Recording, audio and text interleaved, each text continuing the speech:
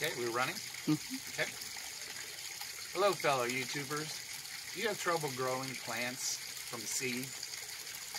Well, I'm going to fix that problem for you today. I'm going to show you a very simple way that I grow plants from seeds. Doesn't matter whether it's flowers, vegetables, anything that you like. Once you're set up with this system, you'll never have to water them. You'll just have to let them go. And when you're ready, you just put them in the ground and plant them.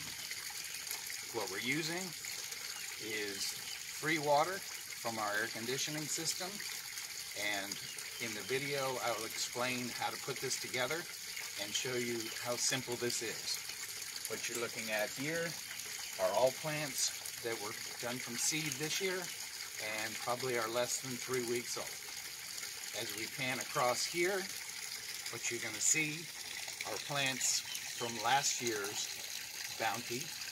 These are all perennials, and so they will come back every year for you. No need to even plant them again. And if you keep doing that, you'll have a yard full of beautiful plants that you've gotten at a fraction of the price of what it would cost you at the big box stores.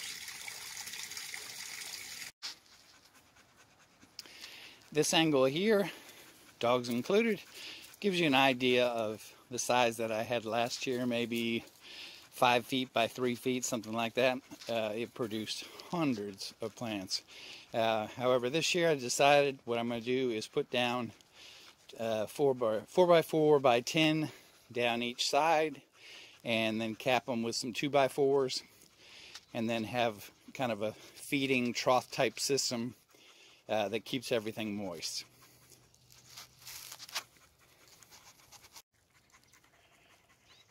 Something else that you want to keep in mind is you probably, the way my house is situated, there is a slight grade downward.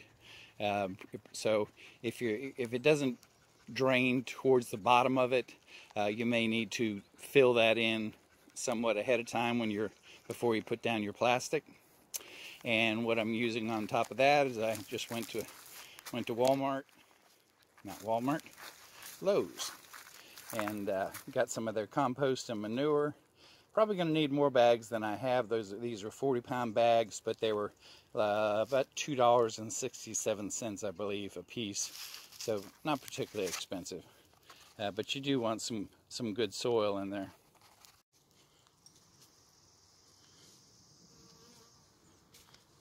Okay, at this stage, what I've done is I've gotten 4 by 4s and 2 by 4s.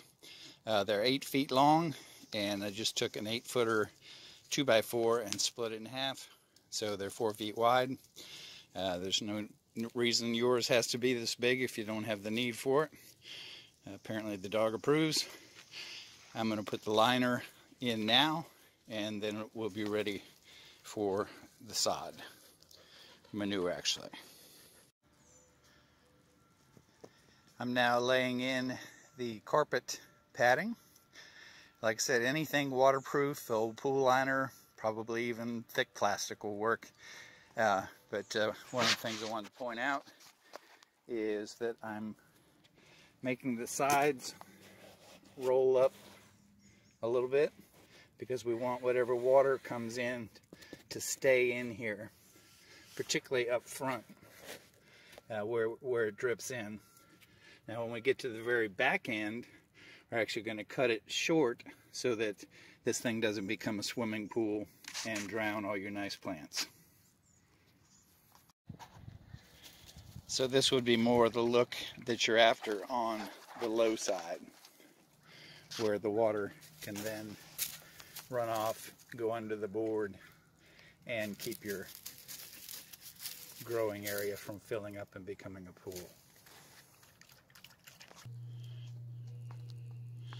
So there you have it. In probably less than 30 minutes, I was able to cut the board, screw them together, and I used 6 bags. Thought I didn't think I was going to have enough.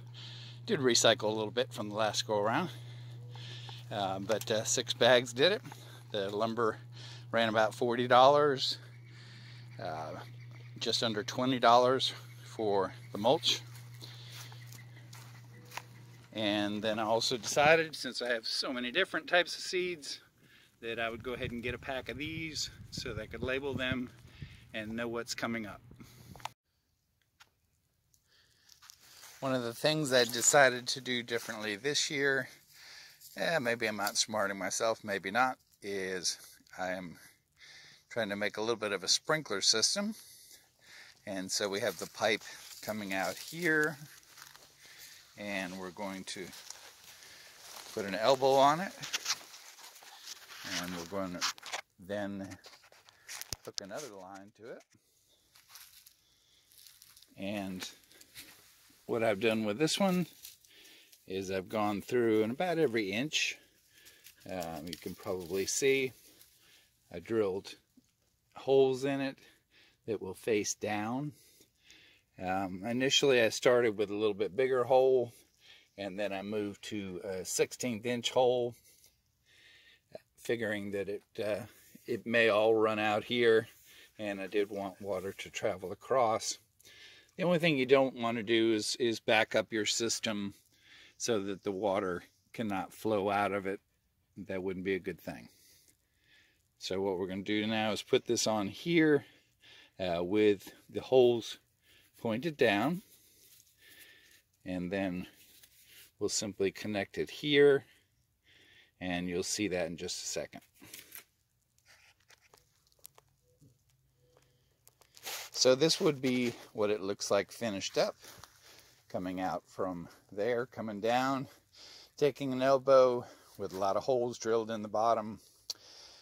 My idea, I hope it's a brilliant one, is to have the water disperse more evenly across the bed. Last year, this unit has been replaced. Last year, as you see those two holes right there, there was just a pipe that came straight out, and I didn't have anything more than that pipe going into the bed, and I rolled up the pool liner to make sure that the water stayed in the bed and didn't run to the outside. So don't stress if you don't want to get this involved. It wasn't expensive, but you could certainly make it simpler if you like.